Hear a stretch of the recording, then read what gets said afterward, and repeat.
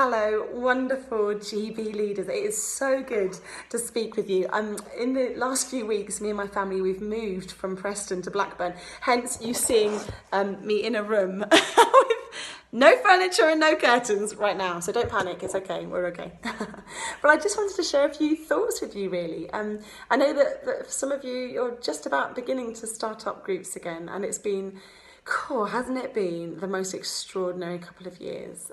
I just know that you'll have been praying for the young people and children in your group so hard over this season. I know that you've been making care packages, some of you have been meeting with some of the young people and children, some of you are just getting started. But I wanted to share a few thoughts with you, really, if that's okay. Just to step back a little bit and remind ourselves what we're doing and what it is that we're seeking to see happen in the lives of the children and young people that are part of our groups.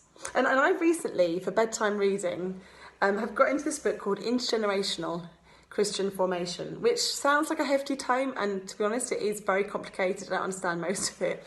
But I was recently reading a chapter that really caught my attention, because the authors were asking that tantalising question that I'm sure you have been asking, I've been asking, which is, why is it that year on year we're seeing an increase in children and young people's poor mental health? You know, what is it about life in the 21st century that seems to be bringing a real crisis for many of our children around about their mental health and their emotional well-being? And they don't really have too many answers for that. I'm sure you and I can think of some. But they talk about what is the most protective factor for children and young people, and they refer to this protective factor as something called an authoritative community. And they come up with 10 indicators of an authoritative community. I'm going to rattle through a few of them and I see if you can see where I'm going with this. So they say that these authoritative communities that are good news for children and young people at times of crisis like this are those that are communities that include and involve children and young people, that treat children and young people as an end in and of themselves. We're here for them.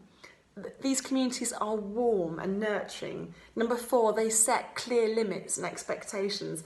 Number 5, the core of the work of this community is performed largely by non-specialists. Can you see where I'm going with this? Number 6, these communities are multi-generational across the ages. Number 7, they have a long-term focus. Number 8, they reflect and they transmit a shared understanding of what it means to live a good life and be a good person. Number 9, they encourage spiritual formation. Number 10, they are philosophically orientated to the equal dignity of all persons and to the principle of loving your neighbour. This is a list of 10 things come up by a bunch of childcare and youth specialists who are not Christians, and they have explained the Girls Brigade. Haven't they? Cool, I'm getting all overcome saying it. And they've explained the local church. And we know, don't we, that GB is the most beautiful gift to the local church and is the most beautiful gift to children and young people in our community. Because what we are is a multi-generational, warm and nurturing community that puts the welfare of children and young people first, that exists for them and seeks to see them grow. So however you're feeling about getting the group back up and running, however you're feeling about, whether you can connect anymore after a year of being sat on your sofa or whatever it is, actually what GB does is offer what society is looking for: safe, nurturing, warm spaces where every child and young person is known and loved by people who might share their generation and also come from different generations. So whether you are old or young, however long you've been involved in GB or not, my prayer for you is that as you reopen the doors, as you reconnect with young people, the warmth that is within you will create this beautiful light around these young people. And as you do that, you will know